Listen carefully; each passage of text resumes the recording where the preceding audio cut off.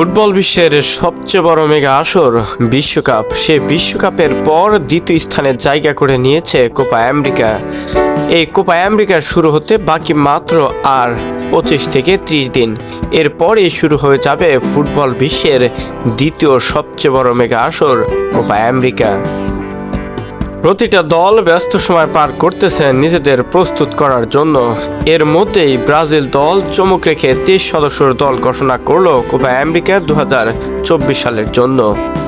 প্রথমেই গোলকিপার হিসাবে থাকছেন 3 জন: অ্যালিসন বেকার, বেন্টো এডারসন। এছাড়া দলটির রক্ষণভাগ সামলানোর জন্য রয়েছেন 8 জন ডিফেন্ডার।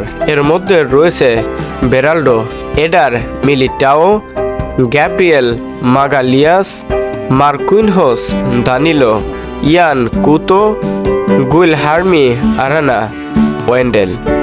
তাছাড়া মিডফিল্ডারের জন্য রয়েছে 5 জন খেলোয়াড়।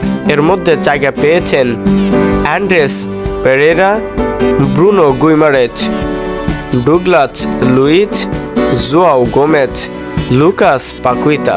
কোপা আমেরিকার জন্য সেলেসাওদের দল ঘোষণার মধ্যে 7 জন ফরওয়ার্ডের প্রায় সবাই তরুণ খেলোয়াড়ই বলা যেতে পারে।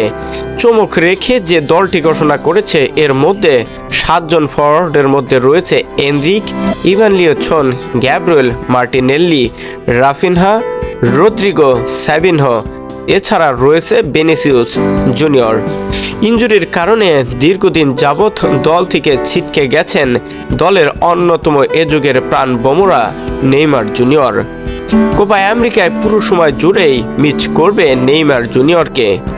ব্রাজিল দলটি এবার যে দল নিয়ে যাচ্ছে সেটা সত্যি সবগুলাই তরুণ খেলোয়াড়ই বলা যেতে পারে। 23 জন খেলোয়াড়ের মধ্যে প্রায় অর্ধাংশের বেশি খেলোয়াড়ই তরুণ, যারা সবাই দুর্দান্ত ফর্মে রয়েছে। কোপা আমেরিকায় ছেলে ছাউদের যে দলটি রয়েছে আশাবাদী করাই যেতে পারে এবার কোপা আমেরিকা হয়তোবা তাদের হাতে উঠতে যাচ্ছে। ব্রাজিল দলটি আসলেই কতটুকু এগোতে পারবে? আপনাদের মূল্যবান মন্তব্যটা আমাদের কমেন্ট বক্সে জানিয়ে দেবেন। শহীদুল ইসলাম শহীদ, স্পোর্টস ডেস্ক।